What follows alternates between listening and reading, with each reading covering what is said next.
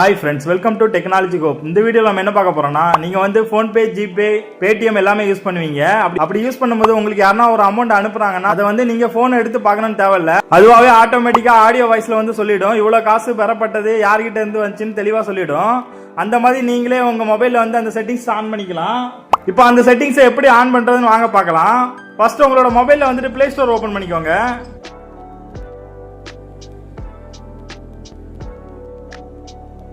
Open பண்ணிட்டு இதில் வந்து சர்ச்சில் வந்து யூபிஐ பேமெண்ட் அனௌன்சர் அப்படின்னு டைப் பண்ணுங்க. டைப் பண்ணி ஓகே கொடுத்தீங்கன்னா அந்த ஆப் வந்து வரும்.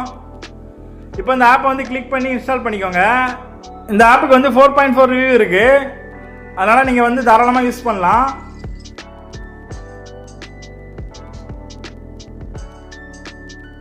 இப்போ வந்து அந்த ஆப்பை வந்து ஓபன் பண்ணுங்க. ஓபன் பண்ணீங்கன்னா அக்செப்ட் கேட்கும், அக்செப்ட் கொடுத்துருங்க. அதே மாதிரி பெர்மிஷன்லாம் என்னேபிள் கொடுக்கணும். இப்போ நான் என்னேபிள் நோட்டிஃபிகேஷன் ஆக்சஸ் கொடுக்குறேன். அந்த ஆப் எடுத்து நோட்டிஃபிகேஷன் அலோவ் கொடுத்துருங்க.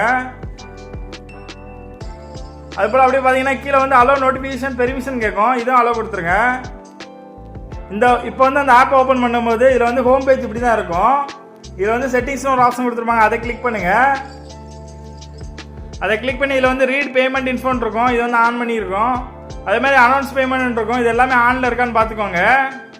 அதே மாதிரி இதில் வந்து வாய்ஸ் செட்டிங் ஒரு ஆப்ஷன் கொடுத்துருப்பாங்க. இந்த இன்க்ரீஸ் வால்யூம் மேக்ஸிமம் டூரேஷன் இருக்கும், அதை கிளிக் பண்ணிக்கோங்க. அதை கிளிக் பண்ணால் உங்களுக்கு வந்து சவுண்ட் வந்து இன்னும் அதிகமாக இருக்கும். இன்க்ளூட் சென்டர் நேம் கொடுத்துக்கோங்க, இதையும் ஆன் பண்ணிக்கோங்க. அப்போ தான் உங்களுக்கு வந்து யார்கிட்ட இருந்து அமௌண்ட் வந்துச்சுன்னு அதுவே சொல்லிவிடும். இப்போ வந்து லாங்குவேஜ் டு ஸ்பீக் இன்னு இருக்கும், அதை கிளிக் பண்ணுங்க.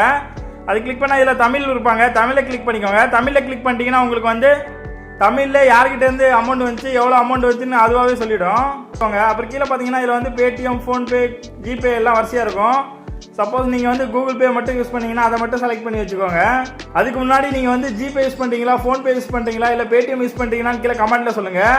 அதுக்குன்னு தனியாக செட்டிங் அந்த ஆப்லேயே இருந்தால் நான் அதில் வந்து கமெண்ட்டில் வந்து ரிப்ளை பண்ணுறேன். இதே மாதிரி தேர்ட் பார்ட்டி ஆப் யூஸ் பண்ணாமல் அந்த ஆப்பில் அந்த செட்டிங்ஸ் கொடுத்துருப்பாங்க சில ஆப்பில். அதனால் நீங்கள் என்ன ஜிபே யூஸ் பண்ணுறீங்களா, பேடிஎம் யூஸ் பண்ணுறீங்களா, ஃபோன்பே யூஸ் பண்ணுறீங்களான்னு கீழே கமெண்ட்டில் சொல்லுங்கள். நான் அதுக்கு செட்டிங்ஸ் இருந்தால் கண்டிப்பாக ரிப்ளை பண்ணுறேன்.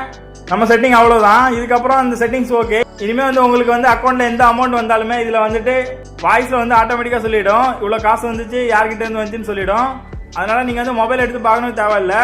நீங்கள் வந்து உடனே யார்கிட்டேருந்து காசு வந்துச்சுன்னு ஈஸியாக தெரிஞ்சுக்கலாம்.